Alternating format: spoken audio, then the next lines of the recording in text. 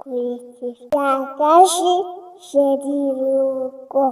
Noneho uyu munsi zirashya zikanirirwa zirwa zigurumana ziragurumana nijoro kabwira wari wese se ni ukuvuga ngo si ukuyabwira uwo ari we wese si ukuyabwira uwo ari we wese ubu ntubibukoshya abantu ngo bajya gutera imitoma hari abagira uruhare mu kugira ngo urukundo rusagambe mu bantu. Niyo mpamvu rero hari igihe abantu babona umuntu yahaye umuntu ururabo ukavuga ngo ni uburaya, ukavuga ngo ni ugutambikira. none ari umuhaye atari ko yagombye kuruha inshuti ye n'ubundi. Ni ukuvuga ngo azafata indabo yerwa agenda azihereza abantu bose. Urumva ibyo ngibyo byo urumva ibaze baruhaye ubonye umuntu aruhaye Valente wawe ntabwo akambya agahanga wakibaza arumuhaye gute. Uyu munsi rero bamushimiye bakamubwira ngo umunsi mwiza wa Saint Valentin ntabwo baba bagize nabi. Niyo mpamvu twumvikane baretse gatoya keretse nibaruzanana bari kumwe ari kumwe nawe na Valente we, ariko naruzana ari umugore aruhereza Valente wawe agahanga ntuzagakambya ni ukuri rufate aruha uwo muryango. Ariko niherera nka padiri akiherera akaruha umugore w'abandi n'akazi. Abagabo babe maso, abagabo bacane ku maso uyu munsi bamenye aho abagore babo biriwe, bamenye n'ibyo biriwemo. Umugore arabaho mu rugo yarabuze keya, yarabuze urukundo, yarabuze ibimushimisha, hirya akabona umugabo bimuha.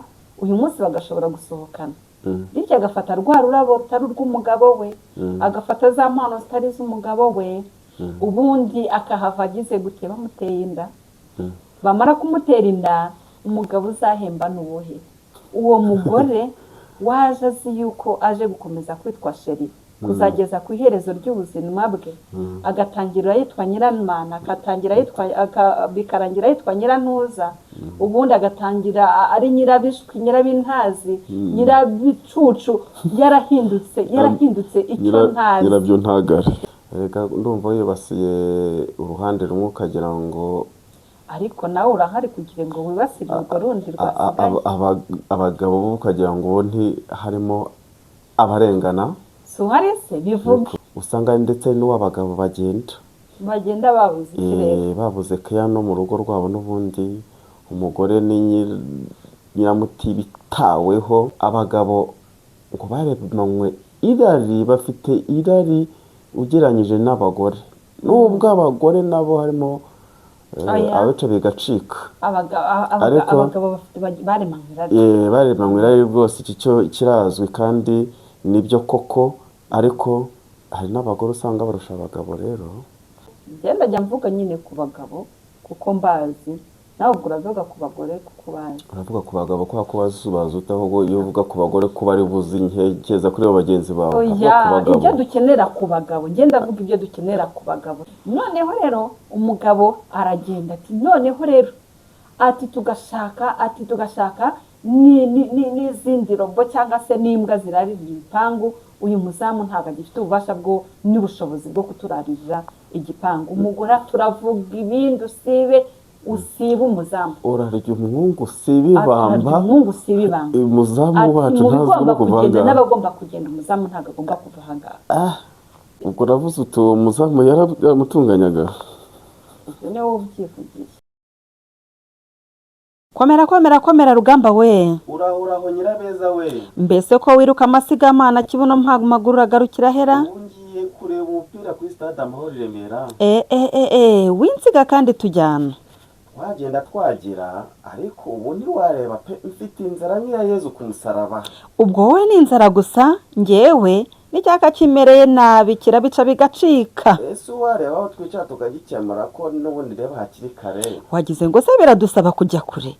Reka twinyabye hano muri second round restaurant and bar, baradufasha byose. Reka tugiye ndebe ko natiri kwiruzaga yayo katsindwa. Dore inyama yeba mbega inyama we. Kwa maso yuzuye akanwa. Oya wivugishwa. Ayo ni amaguru meza y'inkoko n'amatako y'ihene ndetse n'amaguru y'inkwavu byokeje neza cyane. N'ahandi wabisanga rero uretse muri second round restaurant and bar. iherereye mu marembo neza neza ya stade Amahoro i Remera. Bantu mwese mutuye umujyi wa Kigali no mu nkengero zawo, namwe muturuka mu ntara zose z'igihugu, Second Round Restaurant and Bar iraba hari kugira ngo ibamare inyota n'inzara. Namwe mwese muhahurira mureba imipira itandukanye. Second Round Restaurant and Bar irahari kugira ngo ibamare icyaka ndetse n'inyota. Namwe mwese muvuye mu bihugu by'amahanga mukumbuye ifunguro ritetse neza ryo mu Rwanda ndetse n'ibibamara inyota byose, Second Round Restaurant and Bar irahari kugira ngo ibamare inzara n'inyota. Kandi Second Round Bar and Restaurant ifite naho turuhukira abakunda gukina biyari. Mwese muhagere maze muhagirire ubuzima bwiza. aha hantu ndahagaruka cyangwa se nzahagaruka pe. Wifuza ibindi bisobanuro cyangwa se wifuza gutanga komande, wahamagara kuri nimero zikurikira: 0786382191. Twongeye kubasuhuza rero inshuti bakunzi bacu, inshuti bakunzi b'urubuga rwa Shangazi Shirungu Imana Marie Jose. Turabashuje mwebwe mwese aho muri hatandukanye, kandi koko twari tunakumburanye dore ko hashize iminsi rwose tudahurira mu biganiro, ariko twongeye kugaruka kuri uyu munsi, umunsi wa Saint Valentin. Reka rero tubanze dusuhuze Ben. Waramutse neza? Waramutse n'amahoro. N'amahoro. Tukwifurije umunsi mukuru w'abakundana. Murakoze cyane kuri twese. Uyu munsi ni umunsi w'abakundana. Tukwifurije rero umunsi mwiza wowe na Valentinazi wawe, niko babivuga? Valentine wanjye. Valentine wawe. Wowe rero na Valentine wawe rwose twifurije kugira umunsi mwiza. Yego nawe umunsi mwiza na Valente wawe. Yego murakoze cyane. Kuri uyu munsi w'abakundana, se buriya n'ubundi ni umunsi w'abakundana, ni umunsi w'abakundanye, ni umunsi bavuga ngo iki neza neza? Ni umunsi w'abakundana. Ni umunsi w'abakundana. Abakundana ntabwo ari abakundanye, kuko abakundanye baba barakundanye byararangiye, bikarangira umwe agiye ukwe undi agiye ukwe agakundana n'undi. Ubwo rero ni umunsi ntekereza ko ari umunsi w'abakundana atari umunsi w'abakundanye. Uyu munsi ni umunsi w'abakundana, abo ngabo bakundanye bagakomeza bagakundana kugeza none uyu munsi bakaba bakirurimo, niwo munsi wawe. Umunsi w'abakundana. Abantu rero usanga bagenda bazanamo utuntu tubashyigikira ngo ni umunsi w'abakundanye, kugira ngo bagire utuntu tw'udukosa bagenda bakora hirya no hino. Tuhe dukosa turaza kutubona mu kiganiro tugenda dukorwa. Reka nk'uko ubuzima bwacu n'ubutumwa bwacu bushingiye ku isengesho, reka tubanze tuvuge isengesho. Ku izina ry'Imana Data na Mwana na Roho Mutagatifu, amina. Isengesho ryo kwiyambaza urwo rutagatifu rw'i Nazareti. Yesu, Mariya na Yosefu, mwebwe tubonamo ububengerane n'urukundo nyakuri, tubaganye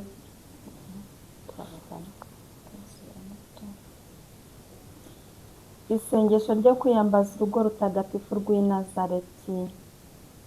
Yesu, Mariya na Yosefu, mwebwe tubonamo ububengerane n'urukundo nyakuri, turabaganye tubizeye. Muryango mutagatifu w'i Nazareti, imiryango yacu kuba ahantu h'ubusabane n'ikoraniro ry'isengesho, amashuri nyayo y'ivanjiri na kiliziya nto zo mu rugo. Muryango mutagatifu w'i Nazareti, mu miryango yacu ntihazongere na rimwe kuboneka ihohoterwa, ubwigunge n'amacakubiri, kandi igihe hari uwakomerekejwe cyangwa uwagushijwe n'abandi, ajya ahita avurwa kandi ahumurizwe. Muryango mutagatifu w'i Nazareti, abantu bose kumenya ubutagatifu n'ubutavogerwa bw'umuryango ndetse n'ubwiza bwawo mu mugambi w'Imana. Yesu, Mariya na Yosefu, nimwumve kandi mwakire isengesho ryacu. amina. Izina ry'Imana Data na Mwana na Roho Mutagatifu. amen. Beni rero hamwe n'abakunzi bacu batandukanye, nk'uko mubyumvise, turifuza gusabira ingo, turifuza gusabira umuryango, nk'uko twabyumvise muri iri sengesho rero,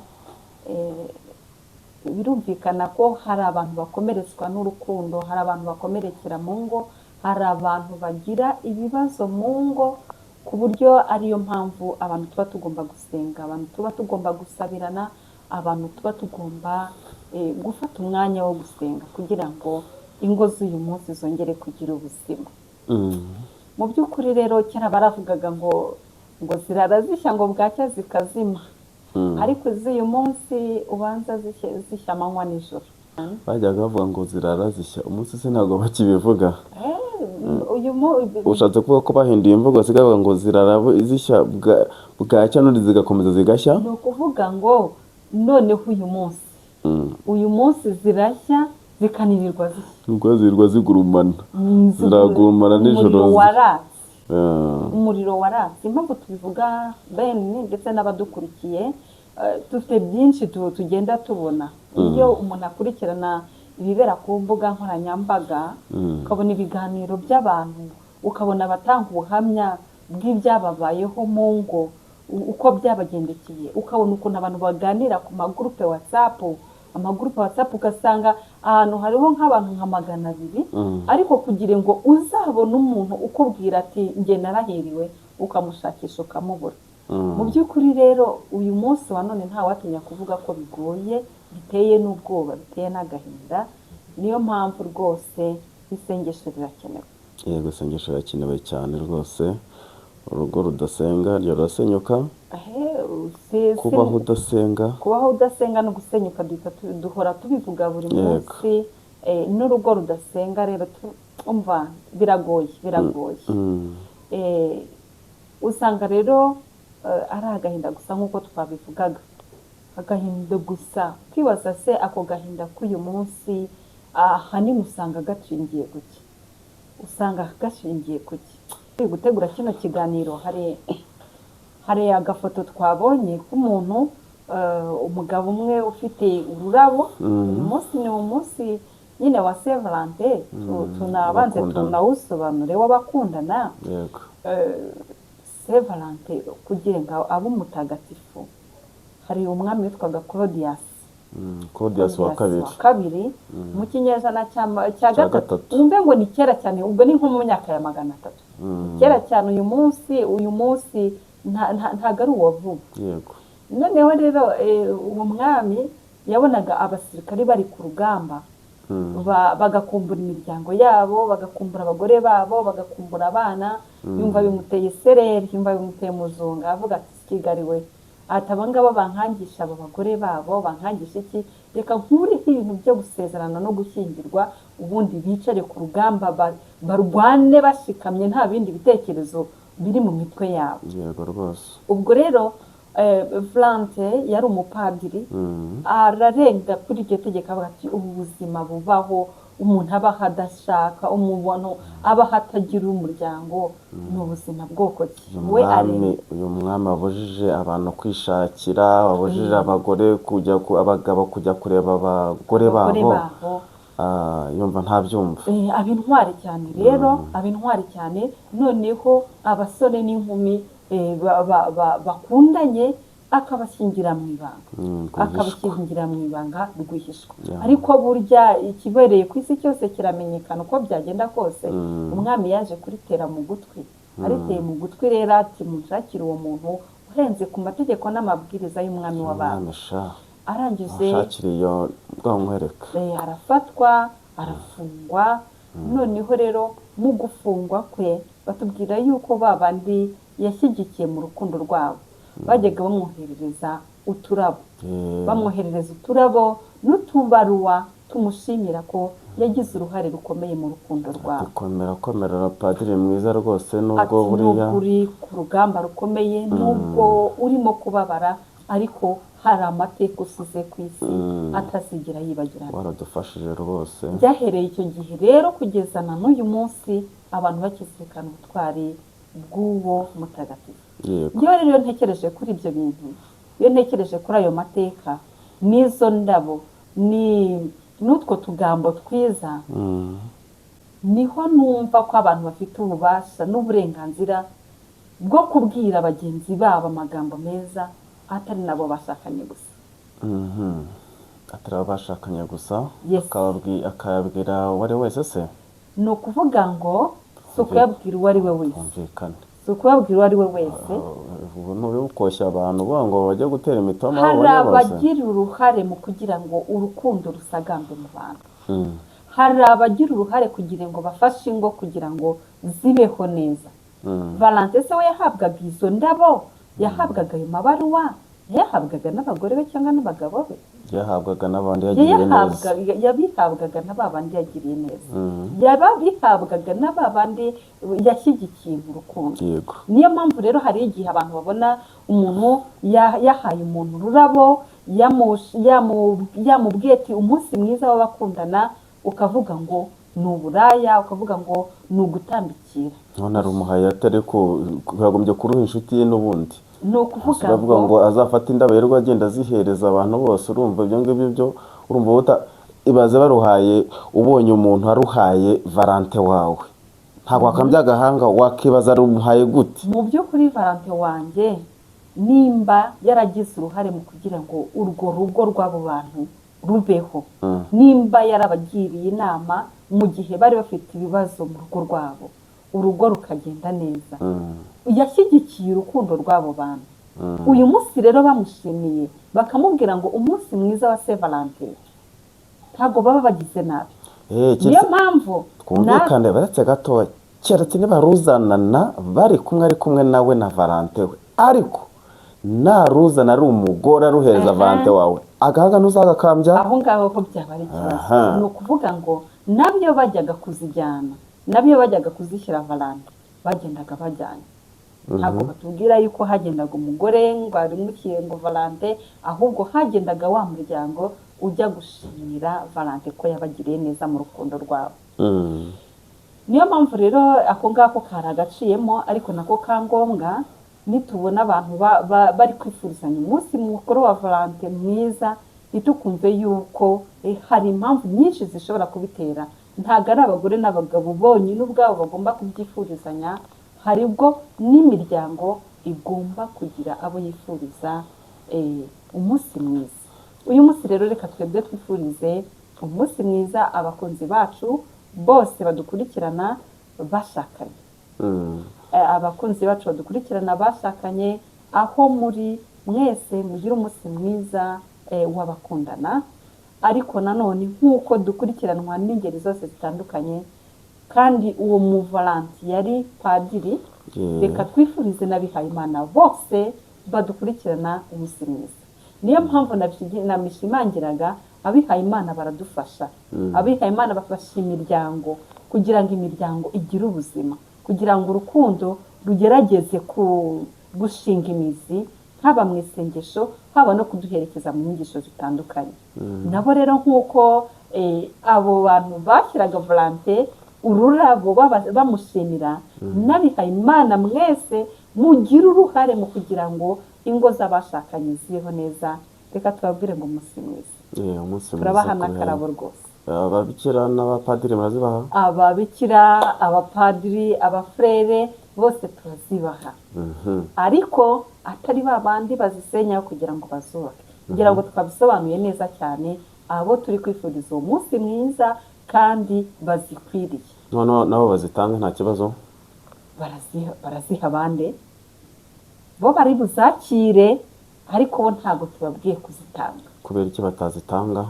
Ni ukuvuga ngo turumva yuko we yarazihabwaga ashimirwa, natwe turazibaha kuko kubashimira ko basabira umuryango, ko basabira urukundo rw'abashakanye. Ariko uzifata akajya kuzitanga, wowe ni akazi ke. Muri bo akajya kuzitanga arazitanga. Cyakoze namba hari umuryango yaherekeje, akaba yishimira ko uyu munsi urukundo rwogeye uwo muryango umeze neza ni ukuri rufate aruha uwo muryango ariko niherera nka padiri akiherera akaruha umugore w'abandi n'akazi ke ni uko bateganyije kurubashyira arubashyira ari umuryango agira ati dore muryango mwiza rero uri mwakire cyane rwose impano ururabo rw'uko ababwira ati urukundo ni rwogere ati urukundo ni rwogere atihereranye umwe ati ngwino sha yego mu by'ukuri rero hari reka twirebere nk'uko twabibonye mu isengesho kandi ari nabyo bituraje ishinga twatangiye tubivuga ngo zirara zishya zikanirirwa zishya hari byinshi rero hari byinshi biri gutuma izo ngo zishya twari tubikomojeho nubwo twagiye mu bindi hari umugabo ufite ururabo rwiza afite na kagifuti abishyiriye umugore abishyiriye umuntu nyine ubona arimo amwenyura aseka noneho hari n'undi ufite gifuti ufite bibero ufite pampa ufite iki wakambije agahanga ukibaza kubera icyo uriye ufite ururabo na gifuti agiye aseka kubera icyo uriye ufite pampa na bibero agiye guhemba umubyeyi warira akambije agahanga bivuge ngo kuri uyu munsi wa severance hariho abantu kubera urukundo rwakonje mu ngo rwakonje mu bantu umuntu ashobora gutanga impano akayiha umugore utarura abagabo babe maso abagabo bacane ku maso uyu munsi bamenye aho abagore babo biriwe bamenye n'ibyo biriwemo umugore arabaho mu rugo yarabuze keya yarabuze urukundo yarabuze ibimushimisha hirya akabona umugabo ubimuha uyu munsi bagashobora gusohokana bityo agafata rwa rurabo rutari urw'umugabo we agafata za mpano zitari iz'umugabo we ubundi akahava agize gute bamuteye inda bamara kumutera inda umugabo uzahemba n'uwuhe wa wundi we babana mu rugo wa wundi babana mu rugo niyo mpamvu rero atwaye afite bibero afite pampa nyine umugore yabyaye ariko yabyaye umwana utari uwe yabimenye atabimenya ntabimenya ibyo ari byo byose buriya nta kitamenyekana kiba nicyo bivuze nta kitamenyekana mu by'ukuri rero iyi severance ibihishe byinshi niyo mpamvu ariko yaranakoze kubaho kuko ni umwanya mwiza wo kugira ngo abantu bongere basubire mu rukundo rwabo barebe koko nimba bagikundana reka rero twirebere kuri ibyo bintu bituma ingo z'uyu munsi zishya amanywa n'ijoro ibyo twavugaga rero birimo gucana inyuma hagati y'abashakanye ni ikintu rwose cyeze ni ikintu gifite imbaraga cyane kuri iyi si kandi nk'uko bavuga ngo ni naho ruzingiye ingo nyinshi ziri gusenyuka uyu munsi urasanga aricyo ziri kuzira mu by'ukuri rero hagakurikiraho ibyo byo gucana inyuma ariko tukareba nimba n'abashakanye tutabigiramo uruhare tukareba nimba abashakanye tutabigiramo uruhare gucana inyuma kuko urasanga umuntu arazira ko atabwirwa amagambo meza mu rugo ugasanga umugore aheruka kwitwa sheri muri fiyansaye yagera mu rugo agatangira yitwa nyiramana bwacya kabiri akitwa nyirantuza mu by'ukuri rero uwo mugore waje azi yuko aje gukomeza kwitwa sheri kuzageza ku iherezo ry'ubuzima bwe agatangira yitwa nyiramana bikarangira yitwa nyirantuza ubundi agatangira ari nyirabishwi nyirabintazi nyirabicucu yarahindutse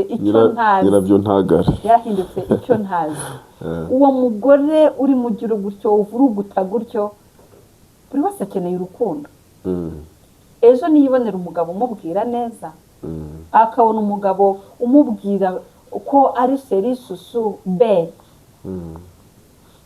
bizagorana kugira ngo ashyike yicare hamwe imbere y'umucira mu maso reka ndumva wibasiye uruhande rumwe ukagira ngo ariko nawe urahari kugira ngo wibasire urwo rundi rwasigaye abagabo bo ukagira ngo harimo abarengana si uhari se bivuge Yego. barengana bate kuvuza abagore ko ari uzabura keya mu rugo rwe akajya kubishaka hanze, abagabo bo nta keya bazabura se bakajya kubishaka iyihe se abagore babura hanze, iyihe cyane ko bazabura buriya umubare munini ahubwo usanga ndetse n'uw'abagabo bagenda bagenda babuze ikirere babuze keya no mu rugo rwabo, n'ubundi umugore ni nyiramutibitaweho, nyirabititawe nyirabititaweho, nta keya wa mugana ari guha umugabo we, umugabo arazaje yamuzaniye akantu keza, undi ati nawe urazanye ntugasekwe, yiriwe wenda mu mirimo cyangwa se niyo yaba nta yari arimo, ariko ugasanga nta by'urukundo bimubamo muri we, ugasanga rero nawe aragiye kandi kugenda. Buriya bavuga ngo abagabo ngo baremanywe irari, bafite irari ugereranyije n'abagore, nubwo abagore nabo harimo abica bigacika, abagabo baremanywe irari rwose, iki cyo kirazwi kandi nibyo koko, ariko hari n'abagore usanga barusha abagabo, rero yego bagira irari kurusha abagabo. mu by'ukuri rero bene urakoze, ni ukuvuga ngo tugomba gukora icyo tugakoma n'ingasi. Yego rwose, ibyo umugabo ashobora kugira ibyo abura mu rugo akagenda, umugore ashobora kugira ibyo abura mu rugo nawe akagenda.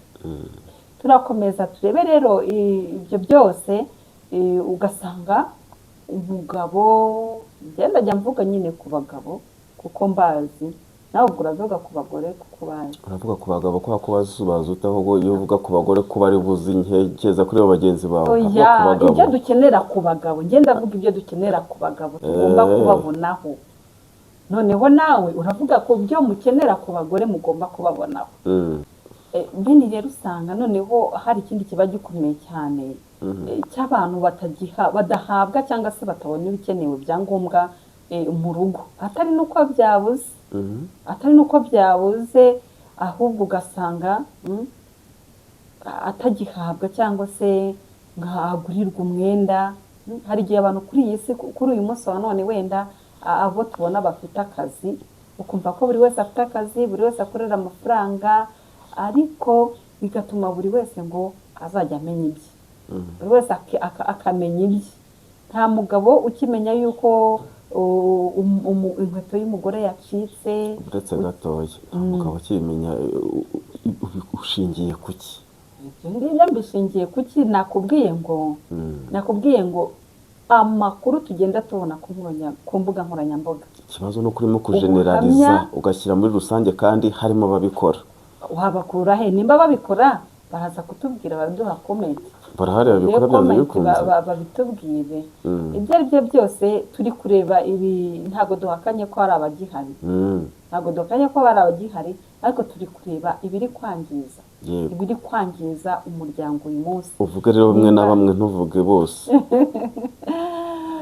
Nimba hari abagihari turabishimira Imana, ariko uyu munsi turi kureba ugasanga umugabo ntari bumenye yuko umugore we akeneye umwenda, akeneye ijipo, akeneye inkweto, buri wese akimenya kandi akamenya n'iby'abana. Umugore ugasanga amenye n'iby'abana, umugabo amafaranga ye yayajyanye mu kabari, yayajyanye mu ndaya, utayajyanye mu ndaya ugasanga yayajyanye mu mishinga yayindi yo kubaka amazu, kubaka ama-etaje, kugura imodoka. Ariko ibyo nta kibazo, byose si inyungu z'urugo. Yajyanye mu mishinga byo byaba ari amahire. Ikibazo ni uko yayajyana mu bidafitiye inyungu urugo, ariko yagiye kubaka, yagiye kugira gute mu mishinga. Ibyo byaciye ibintu, ibyo biri guca ibintu, ugasanga iterambere ry'uyu munsi no guhama muri ibyo ngibyo ugenda uvuga ngo ni iterambere ry'umuryango, riri gusenya ingo nyinshi, riri gusenya ubumwe bw'abashakanye. Umugabo yaricara avuga ati umva rero urwego tugezeho rurahambaye, ubu inzu dutuyemo ikeneye mashine zikoropa, mashine zitorosha, zigira gute, ati dukeneye amakwiziniyeri n'ibindi bikoresho biteka neza ibiryo bigezweho, ati bityo ati tugomba kwirukana umukozi tugashaka ibyo bikoresho by'iterambere bijyanye n'urwego rwacu. Kaza byikoresha se ubwo ngubwo ibyo ari byo byose ni burya mashini ikora habinshi. Namba bakoreshaga abakozi 5 wenda ugashobora gusigara umwe cyangwa se kuko ukora cyane bakanabyikorera. Yego. Noneho rero umugabo aragenda ati noneho rero ati tugashaka n'izindi robo cyangwa se n'imbwa zirarira igipangu. Uyu muzamu ntabwo agifite ububasha bwo n'ubushobozi bwo kuturarira igipangu. Umugore turavuga ibindi usibe umuzamu. Urarya umwungu usibe ibamba. Umuzamu wacu ntazagomba kuvanga. N'abagomba kugenda umuzamu ntabwo agomba kuva hangara. Murabyumva? Mu by'ukuri rero hari buri wese yibaza igituma umuzamu atagomba kuva aho ngaho. Umugabo aririrwa muri bizinesi, aririrwa muri ibyo ngibyo ngo by'iterambere ry'urugo, ageze kuri uru rwego rwo kuko iwe hagomba gukora amamashini, azashaka se n'imashini itunganya umugore we. Mu by'ukuri rero uko byagenda kose ubwo uravuze uti uwo muzamu yaramutunganyaga. Ni wowe ubyivugiye. Ariko birumvikana. Tukiri muri ibyo rero Ben ndetse n'abandi bose badukurikiye, abashakanye ibyo byose ibyo bibazo tugenda tubona duhura nabyo bafite agahinda kenshi. Usanga hari abantu baheruka kugendana, urazi abantu akenshi bakunda gushyingirwa kwa gatandatu yatari abadivi. Noneho ku cyumweru bukeye bwaho umugore umusore n'inkumi baraye bashyingirwe bajya mu misa rwose agatoki bagafatanya ku kandi. Hari abantu rero usanga baherutse kujyana mu misa cyangwa mu materaniro ku munsi wa bukeye w'ubukwe bwabo.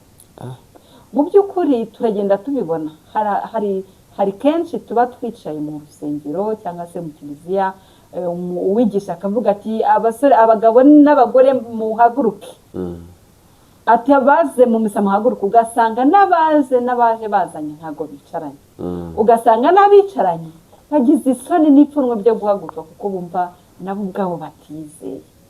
Mu by'ukuri rero kubaho abantu badahana umwanya, batabana igihe kirekire, batumva bari kumwe, nabyo bigenda bigira gute bisenya urukundo rw'abashakanye.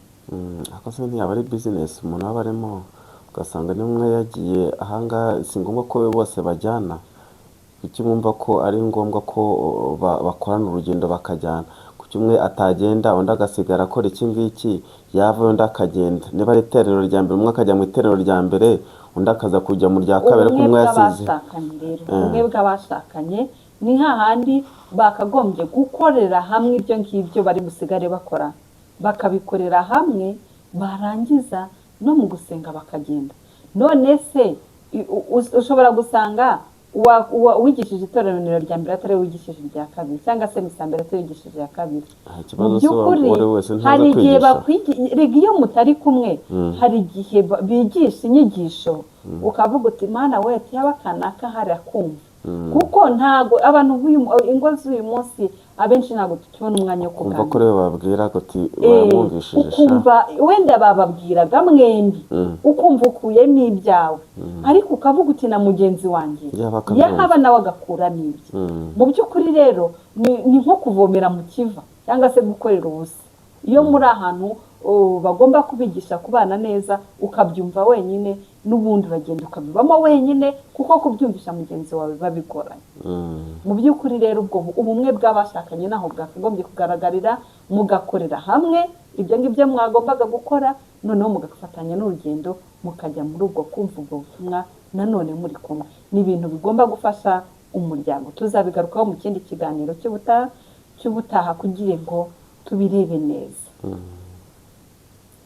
Mu by'ukuri rero bene ndetse n'abakunzi bacu, ni byinshi kandi biteye agahinda pe. Uyu munsi wa none usanga abantu barabuze ikintu cyitwa ubusugi bw'umutima ndetse n'ubw'umubiri. Ubusugi bw'umutima n'ubw'umubiri, niyo mpamvu turimo mu gusoza iki kiganiro cyacu cy'uyu munsi tugiye kureba dusoreze kuri iri somo tugomba kwigira ku busugi bwa Bikira Mariya. Muri iki gihe usanga irari ry'umubiri no kwishimisha mu busambanyi byarabaye umuderi w'ibigezweho.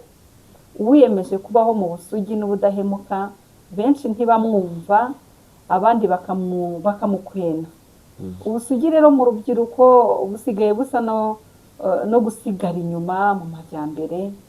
Ubudahemuka no kwifata kw'abashakanye kuri benshi bisa n'ibyananiranye pe. Ntabwo rero twaremewe kwishimisha mu irari ry'umubiri, ahubwo twaremewe kumenya Imana, kuyikunda, kuyikorera no kuzabana nayo muri paradiso. Mu by'ukuri rero turimo gusoza iki kiganiro cyacu kuri uyu munsi, usanga tugomba kugira, nk'uko twabivugaga, ugomba kugira ubusugi bw'umubiri ndetse n'ubw'umutima.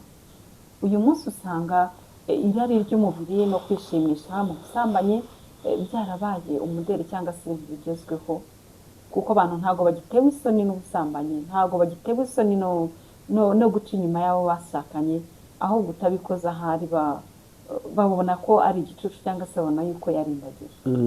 Nibyo usanga akenshi tugarutse nko ku rubyiruko, usanga umwana w'umukobwa aravuga ngo baza ngo se bavuga iby'ubusugi, atarakareka shata se cyose baroka. Byabaye intero rwose, byabaye imvugo. Ubudahemuka rero no kwifata ku bashakanye kuri benshi, turavuga kuri benshi ariko ntabwo ari kuri bose, kuko wakomeje kubwira kibishoboye. Kuri benshi bisa nkaho byananiranye, ariyo mpamvu kuri uyu munsi dushimiye ingo zagerageje kubaho muri ubwo buzima bwo kubaho mu budahemukirana, bwo kubaho mu kudacana inyuma. Uyu munsi nibizihize Saint Valentin, nibizihize umunsi w'abakundanye, kuko rwose barabikwiriye. Bagira ibyishimo, bishimane kandi basabire n'izo ngo byananiye. Mu by'ukuri rero kimwe n'abihaye Imana, kuko tuzi ko dukurikirwa na bose, nabo nibakomeze bahame ku busugi bwabo, kuko buryo ubusugi bw'umubiri bwerekana n'ubusugi bw'umutima. Iyo umubiri warangije guta ubusugi bwawo, n'umutima uba wararangije kuwujugunya. Niyo mpamvu rero ubusugi bw'umubiri ni ngombwa mu buzima bwacu, kugira ngo n'ubusugi bw'umutima burusheho gusagamba no kumera neza.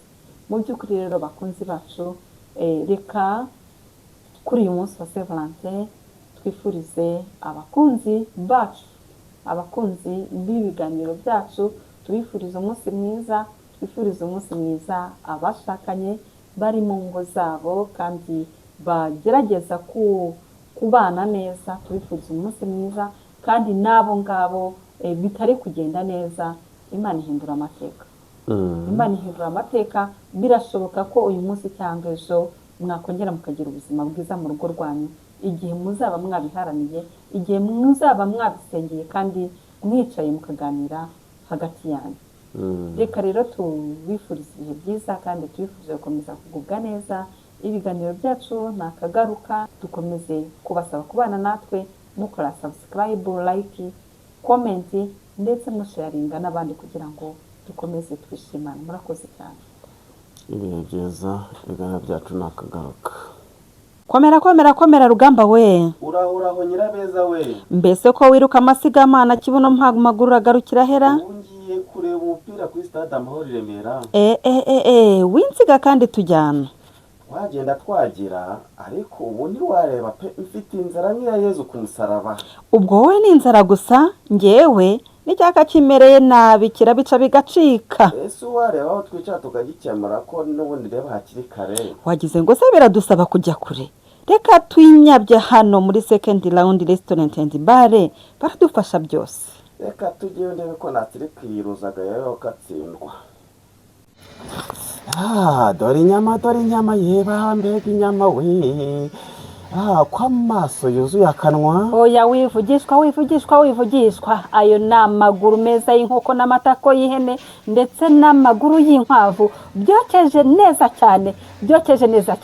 N'ahandi wabisanga rero uretse muri Second Round Restaurant and Bar. Iherereye mu marembo neza neza ya Stade Amahoro i Remera. Bantu mwese mutuye umujyi wa Kigali no mu nkengero zawo, namwe muturuka mu ntara zose z'igihugu. Second Round Restaurant and Bar iraba hari kugira ngo ibamare inyota n'inzara.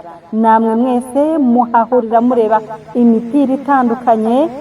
Second Round Restaurant and Bar irahari kugira ngo ibamare icyaka ndetse n'inyota. Namwe mwese muvuye mu bihugu by'amahanga mukumbuye ifunguro ritetse neza ryo mu Rwanda ndetse n'ibibamara inyota byose, Second Round Restaurant and Bar irahari kugira ngo ibamare inzara n'inyota. Kandi Second Round Bar and Restaurant ifite naho turuhukira, abakunda gukina biyari mwese muhagere maze muhagirire ubuzima bwiza. aha hantu ndahagaruka cyangwa se nzahagaruka pe. Wifuza ibindi bisobanuro cyangwa se wifuza gutanga komande, wahamagara kuri nimero zikurikira: 0783 668 291.